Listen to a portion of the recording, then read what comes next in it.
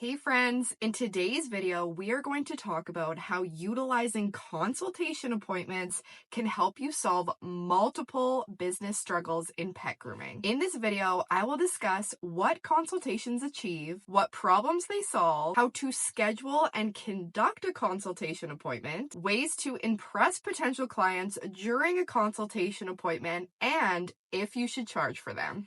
If you are new, my name is Savannah. I am the owner and operator of Pause and Relax, Mobile Pet Grooming, and Reiki Services. I help pet groomers start and scale their businesses fast. This is actually going to be in PowerPoint form with me doing a voiceover, as this is an actual training taken from my course, Starting a Pet Grooming Business from Zero. Let's get into the content of today's video. Hey guys, welcome to this lesson on consultations. So this has been mentioned a few times throughout the course already, and consultations really help solve multiple business struggles. So a consultation is when you meet with a potential client before you even take them on as a client and before their first groom appointment. So, what consults achieve is it really establishes you as an authority and puts you in the driver's seat. Instead of inquiring clients calling you and you just booking them in right away, taking on any client that contacts you, you are really almost interviewing that client to see if they're the right fit. And at the same time, they are also feeling out you to see if you are the right fit for them. So it really puts you in the driver's seat. You are in control. You are not at the mercy of the client anymore. Gone are the days of the customer is always right, because in our businesses, we are looking for our high paying dream clients. So consults also foster understanding between both parties. So you're both really able to ask questions about each other, ask about their dog, understand what they want done for the groom, really get to know each other, and at the same time they also really get to know you as well. So it is a great starting point for a great client relationship where you both respect each other, and yeah, hopefully they will be impressed with your services and also tip you, as well as paying high price points. And then also, consults achieve the opportunity to cover all your bases before you actually book them for a groom appointment. So this looks like intake fees, not intake fees, sorry, intake forms, any contracts that need to be signed. We will get into that. So, what problems do consultations solve? It allows you to only take on dream clients that are a good fit. Like I mentioned, this is almost like an interview process, but like less invasive, less stressful. You're just getting to know each other, making sure that they are the right fit for you.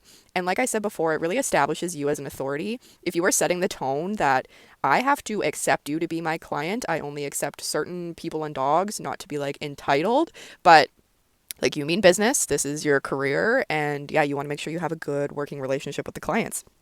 It also gives the opportunity for more accurate price quotes and discussion about the groom. So these consultations are done in person, opposed to traditionally clients calling you and just booking in their new dog over the phone, giving you just a description over the phone. It's really hard to give an accurate price point for the pet. So you will get to see the dog or cat, whatever it is, beforehand, literally have your hands on them, get an idea of their vibe in person so that you can give the most accurate price point. You always still want to say like their groom will start at X amount and it could go up from there depending on behavior, etc. But just going off of phone descriptions or even just a picture can be very misleading. Sometimes it's not a current picture. Yeah, you don't get to get like an intuitive vibe on the pet either of how they may behave. You're not able to have your hands on the pet and feel if underneath is matted, that sort of thing. So you really have a really good idea of what you're getting yourself into before you even groom them. So the client will get the most accurate price quotes, and also you can discuss the details of the groom in this appointment in more depth than at just a quick drop off if you decide to take on this person as a client. So, like I just mentioned, it saves time and rushed check-ins at the first appointment. Generally, there's not a lot of time booked beforehand in a groom appointment. You just kind of check in the dog, ask them quickly what they want done, and you get on your merry way. But this consultation appointment really establishes that trust, making sure you guys are both the right fit for each other, but also you can talk a little bit more in length about the groom if you are taking them on as a client. And then at drop-off at the actual grooming appointment, you can just have some clarification questions, make sure that's still what they want done, have your notes with you from the consult appointment, and yeah, start grooming the pet. Also, If a client is willing to have a consultation with you before their pet is even groomed, especially if they are going to be paying for the appointment, sorry, it shows that clients are serious and are most likely going to be trustworthy, responsible clients that, yeah, you can trust. They're not going to cancel on you last minute unless it truly is a last minute emergency or whatever. And also, finally, doing a consultation can dissolve safety concerns, especially if you are running a business model like house call or in home. You can get a feel of if you feel safe going into their home. So if you own a salon, the clients will be coming to you for the consultation appointment. You also want to be ready and prepared to potentially take them on a tour of your facility. But if you are doing home based or house call, if you are not comfortable, you could meet them for a consultation at a neutral location. Or if you do feel comfortable from your first interaction, you can go to their house for the consultation and get a feel for the space, where you'll be working, and it can really help you with an idea of where to set up and that type of thing. And yeah, just feel out if you get a good vibe. I always encourage you guys to follow your intuition. And if it's telling you that something's off, then just politely turn them away. So now let's talk about what these consultation appointments look like when a client inquires. So when somebody calls or texts or emails you to inquire about becoming a client or getting their pet groomed, it's going to look something like this. So let's say it's a phone call. On the phone, you will explain that new inquiring clients have a consultation appointment first before the actual groom appointment. So you're going to explain what exactly this is, exactly kind of how I explained it to you earlier in this lesson, just that it's an appointment used to get to know each other, make sure you're the right fit, sign forms, contracts, and yeah, really just get to know each other. And also, aside from like the human part of it, it allows for positive interaction, between you and the pet, which we will get into in a minute, which will hopefully in the end make the grooming process on that pet even easier. You will outline the purpose of the consult and you will explain any consultation fees that you have. We will talk about that in a little bit, whether you are going to charge or not for these consultations, and also explain if that fee comes off of the first groom or if it is separate. You will also inform them of any documents that they need to bring with them, such as vaccination records if you require those, any vet records, also perhaps any photos of previous grooms that they either enjoyed or didn't enjoy, or any reference photos. So then, if they are into all that, they say that sounds good, you book both the consult appointment and their first groom. This is just due to the fact that if you're getting really busy, you don't want to book the consult, have the consult appointment with them, and then at the consult be like, okay, yeah, let's book you in for a groom. And then your next appointment is like 3 months out. Like, chances are that pet needs a groom now. So you're going to book both the consult and their first groom appointment. And then if at the consult you decide it's not a good fit, they decide it's not a good fit, then you just cancel that first groom appointment and you can put someone else in their spot. So now let's talk about how you would actually conduct a consultation appointment, what it looks like. So you are going to meet at whatever location makes the most sense to you. If you work out of a storefront salon, then they're going to come to you. If you are doing house call or if you're doing house call, you could go to their home. If you feel uncomfortable, you could meet them at a neutral location. If you are doing like home-based, in your home, once again, depends on your comfortability level if you want them to come to you. Ideally, this appointment needs to be very relaxed. You both get to know each other and in a space where everybody can be comfortable, sitting down, where the pet can be present as well, because most of the point of this is to get to know the pet before you even start grooming them. So once you've decided on location, you guys meet, you guys are all settled, you want to explain who you are, what you do, and anything that makes you different compared to other pet groomers. If you've decided on a specialty, talk about your unique traits, what got you into the career, and if possible, try to gear it towards whatever situation that they are in and looking for a new groomer for. So for example, say it's an elderly dog, they're looking for somebody that can maybe take their time on their elderly dog, you can kind of gear things towards that way. Now, you also need to be ready for a possible tour of your facility, just because they're also feeling you out as well. So during this consultation, you really want to get to know the owners, what they are looking for from you, why they are searching for a new or different groomer. And you also want to get to know the pet themselves, any quirks they have, just really try to connect with both the pet and owner. And also, this is a great time to figure out all of those grooming goals, be taking notes so that at the first groom appointment, you don't have to do all of that then and rush. So if you decide that this is going to be a good fit while you're doing the consultation, you can talk about price point because the pet is right there in front of you and you're understanding what the pet needs, what the owner wants.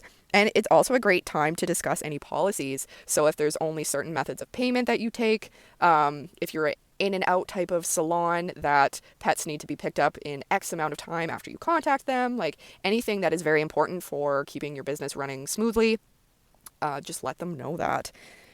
So if you do decide to book them, it's a great time to get any intake forms signed, like grooming contracts, vaccination records, client forms that are going to have like their phone number, an emergency number if something happens during the groom, and any important information about the pet, like allergies to ensure that you use the right shampoo or you're not giving treats that they're allergic to, etc. So in general, this consultation appointment is just to cover all your bases before the first groom. So it's not rushed the first time that they come in for an actual groom, and to make sure they are the right fit. If you get to this consultation appointment, you either feel uncomfortable, you don't feel like it is in your ability to do that type of pet, if you're just feeling unsure in any way, it is okay to just politely turn them away, explain that this is exactly what the consultation appointment is about, to make sure they're the right fit, and you feel like they aren't the right fit.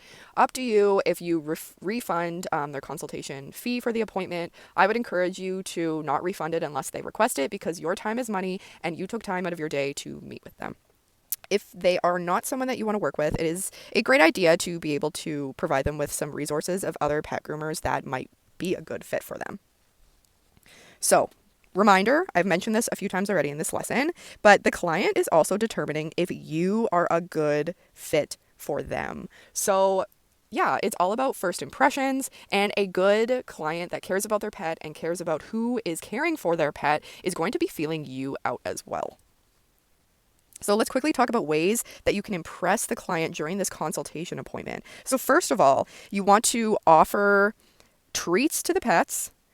Make sure that you check beforehand that the pets don't have any allergies or anything, or that the people don't have any allergies. So offering treats to the pet can really both impress the owner of the pet that you care about them, you want to make a connection with the pet, but also you are setting a very positive foundation for the actual pet that you're grooming. Your very first interaction with them is not you picking them up and hauling them into a bath that they hate and then putting air on them at a fast speed and then clipping their nails that they hate. You're actually starting with a very positive, neutral interaction where you're petting them, you're giving them treats, you're talking to their owner, and they're getting the energy and vibe between you guys. So this is actually very crucial before you even start grooming a pet. Also, if possible, depending where you are, to offer coffee, tea, water to the client. Could be a little bit different if you're going into the client's home, but I would just strongly recommend the whole pet treat thing. Also, you want to be prepared with everything beforehand. Have all your information and like contracts and stuff ready for them to sign, whether that is digitally through a scheduling app or however you do it. Just have everything ready. If you are doing paper signing, have a little folder, like look presentable, look like you have your stuff together, be organized, make sure you have everything together beforehand before you show up their house or before they come to you. You don't want to be like rushing around, look all frantic and like you don't know what you're doing. Also, it can be helpful to have any info documents to offer them, to have them either take home or to leave with them. That can look like business cards, brochures about your services, what you specialize in, that sort of thing. And then also, like a way that you can impress these potential and new clients that I feel like is often overlooked is just providing your knowledge, your care, and your insight. So just showing that you know what you're talking about, or if you don't yet know what you're talking about, that you really care. Why you work with the pets. You can tell them a little bit about your story, why you run this specific business model, really like focusing on what makes you unique and different than other pet groomers they've been to or in your area, etc. So never like underestimate the power of knowledge and insight you have on both grooming or just pets in general, or just the care and love and why you're in this career. So the $1 million question, should you charge for consultation appointments? Now, this is your choice. And I know when I say this is your choice, like most of you are going to be like, oh, it's free, or oh, I'm only charging $5. But beforehand, set clear boundaries, decide how long the consultation is going to take, tell that client beforehand. I would say like 30 minutes is probably sufficient, but as you start doing them, you'll realize your speed and how long you need to get to know the pets and explain everything, etc. But in general, you guys, if possible, I really want you to be charging for your time. While this is your business, and if you want to do a very low fee or if you want to do it free, that is totally fine. But some of these consults aren't going to work out, and I don't want you having wasted time. And also, I feel like if you charge for these consults, once again, it really sets that tone for like, I take this seriously. I know what I'm talking about. Excuse me. I know what I'm doing, and I want the right fit. So, yes, you don't have to have a really large fee, but something that at least covers your time. Then also totally up to you if you take that off of the first groom appointment. I would say have it be an extra fee, the consult, especially if you are planning your specialty to, yeah, like if you have specialty services, specialty clientele you service, or even if you are looking to just gear everything to a more luxury feel, this whole consultation appointment that they pay for adds into all of that. It adds into your business model and how you want things to look and feel for the client. So I encourage you to at least charge something for these appointments. Yeah, but in the end, it is up to you. So that is all I have for you guys today on consultations. If you have any questions or things that I didn't explain enough, I tried my best to kind of like break it down as much as I could and think about what I include in any consultations. But do you think that you will implement consultations into your business? Let me know. Yeah, I feel like it is a way to really really get an idea of the pet, the owner, start things off on the right foot, give a good first impression to the owner, and just really feel out if this is going to be a relationship that works. And I'm so over the grooming world, just like taking any client that calls you, putting up with people's BS when a consultation could really potentially weed out some of those bad eggs and save you a lot of stress in the long run. So I hope you guys enjoyed this, and I will see you guys in the next lesson. All right, guys, that's all I have for you today in utilizing the consultation method within your business. Let me know your thoughts down below. Do you do consultations? Are you thinking about doing consultations? Do you charge? Would you charge?